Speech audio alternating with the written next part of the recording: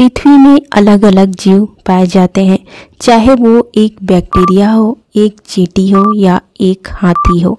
हम कल्पना भी नहीं कर सकते कि पृथ्वी में जीवों की कितनी विविधता पाई जाती है।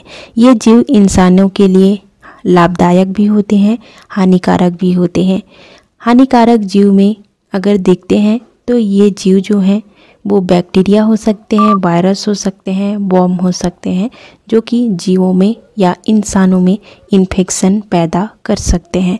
आज हम इसी के बारे में जानेंगे। हम जानेंगे टेपवर्म इन्फेक्शन के बारे में।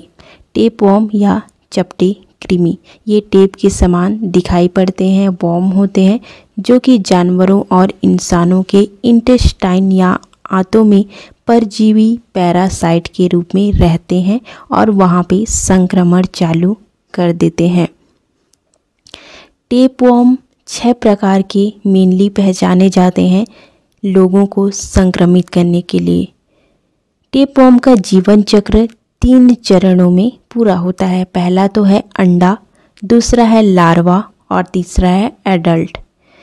और ये जो एडल्ट है वो फिर से अंडे पैदा कर सकता है, क्योंकि यहाँ पे जो हमारा लार्वा स्टेज है वो हमारे शरीर के अंदर इंटर कर सकता है। इसीलिए लार्वा ही हमारे अंदर में इंटर करता है कच्चे या अधपके खाने के साथ, और ये हमारे शरीर में इंटेस्टाइन या आंतों में पहुंच जाएगा और वहाँ पे परजीवी के रूप में रहेगा, हमसे अपना पोषण प्राप्त करेगा और साथ ही साथ हमें इन्फेक्शन भी पहुंचाएगा। अधपके खाने के साथ साथ किसी संक्रमित व्यक्ति द्वारा तैयार किए गए खाने की चीज़ों से भी टेपवर्म का संक्रमण फैल सकता है, क्योंकि टेपवर्म जो हैं वो अंदर जाते हैं और वहाँ पे बढ़ जाते हैं और एडल्ट के रूप में पहुँच जाते हैं। उसके बाद वो अंडे बनाना चालू कर देते हैं। ये अंडे अब हमारे स्टूल या मल के साथ शरीर से बाहर निकल जाते हैं, और जब भी संक्रमित व्यक्ति टॉयलेट जाएगा तो हो सकता है कि उसके मल या स्टूल में वो अंडे बाहर निकल आएँ।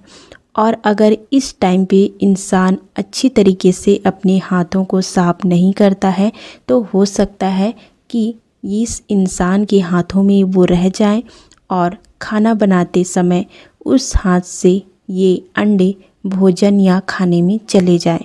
अब ये भोजन को जब कोई दूसरा इंसान खाएगा तो भी ये फैल सकते हैं दूसरे इंसानों तक। जब टेपवर्म हमारे शरीर के अंदर इंटर कर जाते हैं तो इसमें कुछ कुछ लक्षण दिखाई देने पड़ जाते हैं।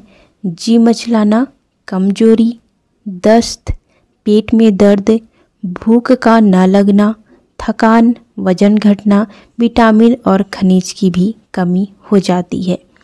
टेपवर्म के और लक्षण देखें तो अगर संक्रमित व्यक्ति टॉयलेट जाता है, स्टूल पास आउट करता है तो उसके मल में या स्टूल में टेपवर्म उसके कुछ शरीर के हिस्से दिखाई पड़ सकते हैं।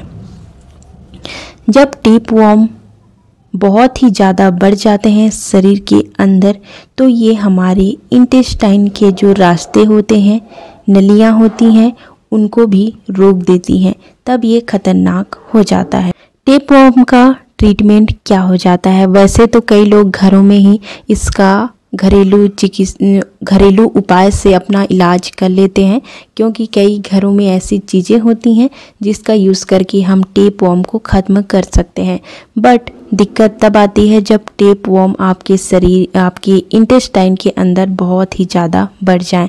इस दौरान डॉक्टर आपको दवाइयों की हेल्प से टेपवर्म को ख़त्म करते हैं। आमतौर पर इसका इलाज मुंह से ली जाने वाली दवाइयों से किया जाता है।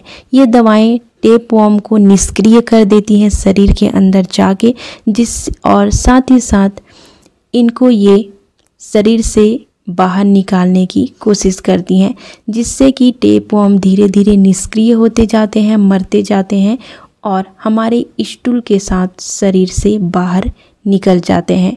और यदि कीड़े बहुत ही बड़े हो गए हैं तो इसको बाहर निकालते समय आपको ऐंठन भी हो सकती है। तो इस प्रकार से हमारा टेप वॉर्म जो है वो कंप्लीट हो जाता है। आज का हमारा इस वीडियो से रिलेटेड एक क्वेश्चन देख लेते हैं।